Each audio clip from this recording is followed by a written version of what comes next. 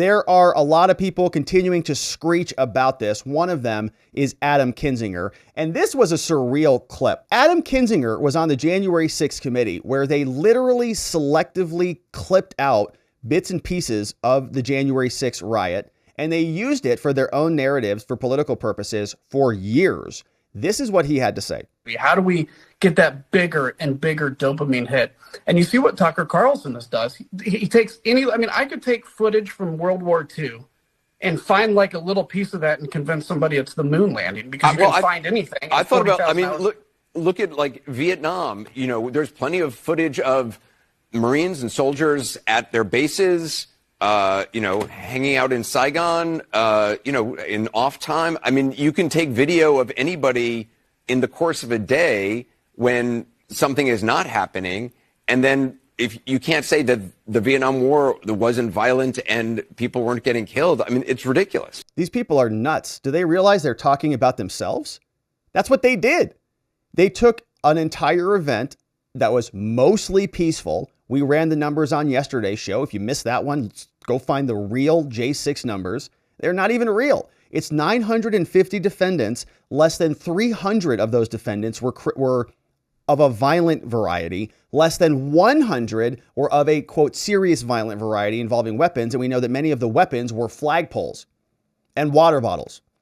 So if you assemble it all and look at the convictions, I know what they show you on the videos. I know they show you clips after clips after clips.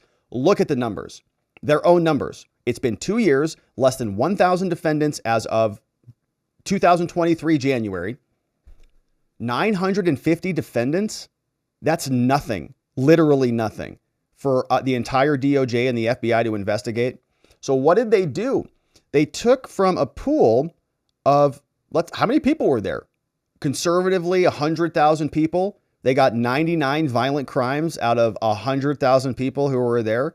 That's the crime of the century, the worst thing since the Civil War. Give me a break. So literally, Kinzinger, Cheney, Thompson, all they did is went and hired out this Hollywood producer to come out, concoct this narrative for them, clipped everything, added in sound effects, looped the Howley clip over and over and over, tried to memify the whole thing. They created the big lie. They are the propagandists they're so worried about. He wants World War II analogies. That's what they do. They're gobbles. It's the version of that. They're trying to pull this wool over our eyes that this was the crime of the century. It was a 4-hour riot. They were back in there the same day, and their police were standing down all over the place. I'm so sick of this crap. And then they say that Tucker was the one selectively editing this crap. They brought a producer in. Tucker Carlson was one dude. They had 6 or 8 hearings on this stuff. Listen to these weirdos. In off time, I mean, you can take video of anybody in the course of a day. Like Jacob Chansley. And you can make him look like somebody who is a monster. And you can spread that on a garbage network like CNN for years. When something is not happening, and then if you can't say that the Vietnam War wasn't violent and people weren't getting killed, I mean, it's ridiculous. It is ridiculous. And look, the whole thing is he's disparaging law enforcement, too. I mean, disparaging law enforcement by playing the full video. So I guess it's inappropriate to have the full video. Should we not have body cameras if we can't comment on the police or something? These people are just weird. You can see how sort of panicked they are because looks like he didn't get much sleep last night. Yet. This is Pencil Neck Watermelon Head Schiff, also panicked about these new videos. The power of repetition is such that, people like Tucker Carlson, who know they're lying to the public, can convince tens of millions of people of those lies. I tell you, it's been really illuminating to me about other periods of history where you had other liars use a powerful megaphone and convince millions that they can't believe what they've seen. And you wonder, how is that possible? And now we see how that's possible. When you have people who have no love of country, no patriotic fiber, when it's just all about the money, then this is what happens. And for Tucker Carlson, through his many iterations, it's all about the money. They've been telling lies for years about this. They didn't allow anybody to get any access to the documents or the materials. We've had no process for adversarial proceedings at all. And they're upset that Tucker Carlson released a little bit more footage, just a little bit, couple minutes.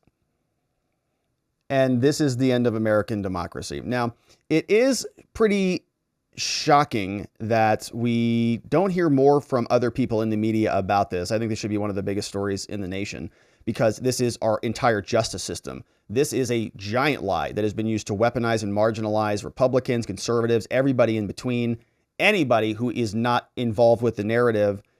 They're so scared about January 6th, they don't even want to talk about it.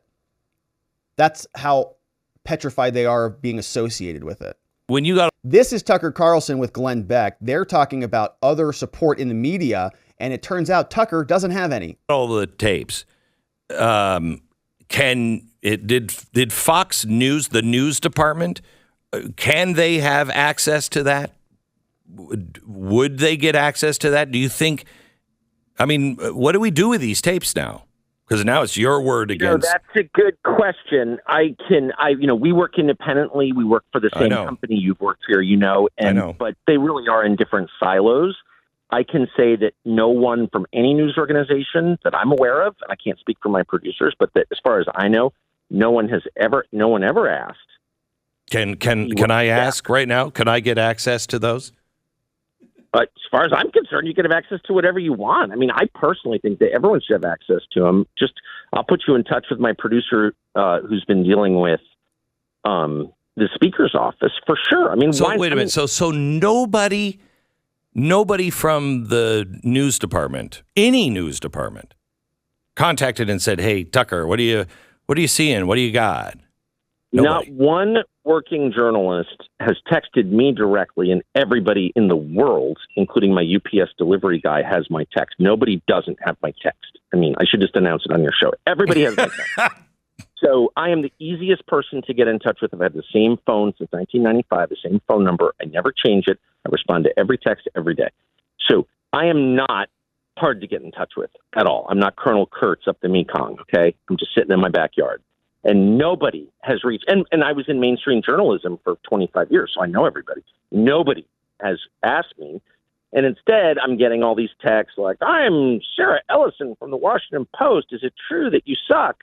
The White House issued a statement today saying you're a white supremacist Nazi. Would you care to comment?"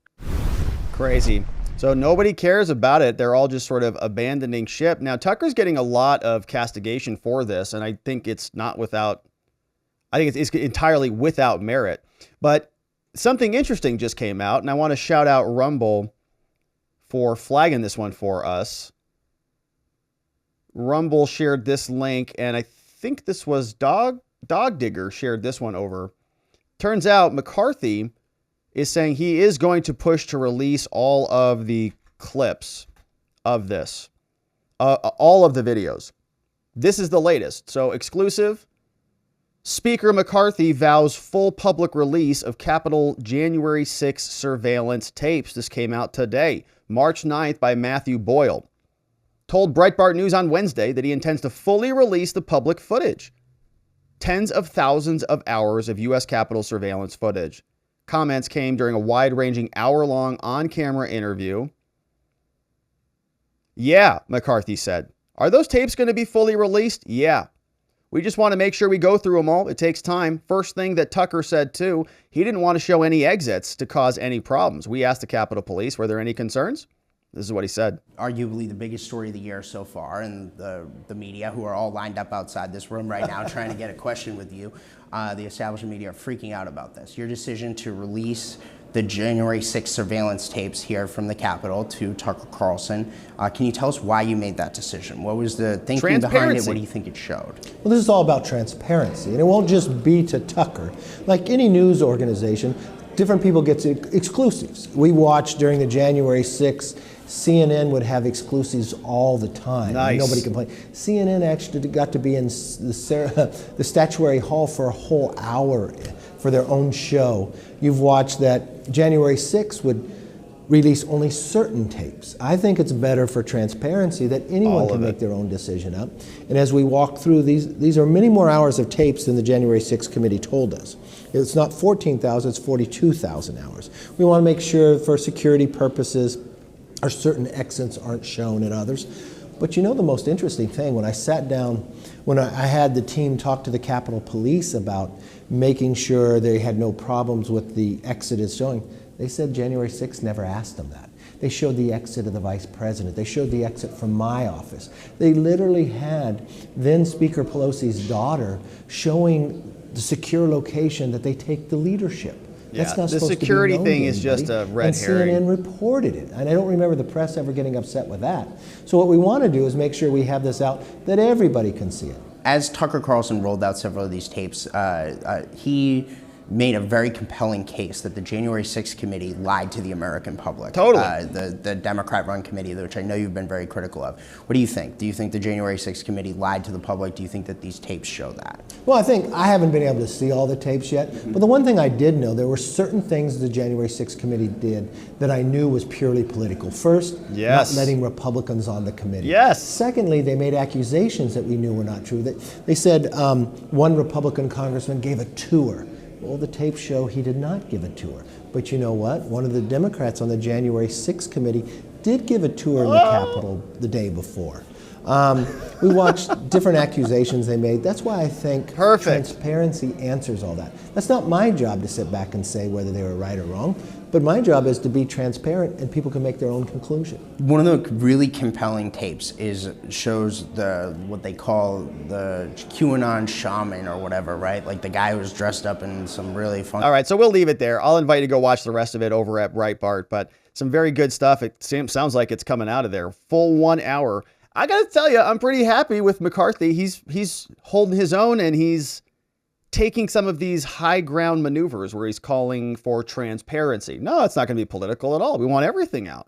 If you happen to see that the Democrats are liars and that the January 6th committee was filled with partisan hacks who had no interest in getting to the bottom of anything, well, then that's your own conclusion, your own prerogative. But that is not anything that Tucker or that many Americans will believe when the truth does come out.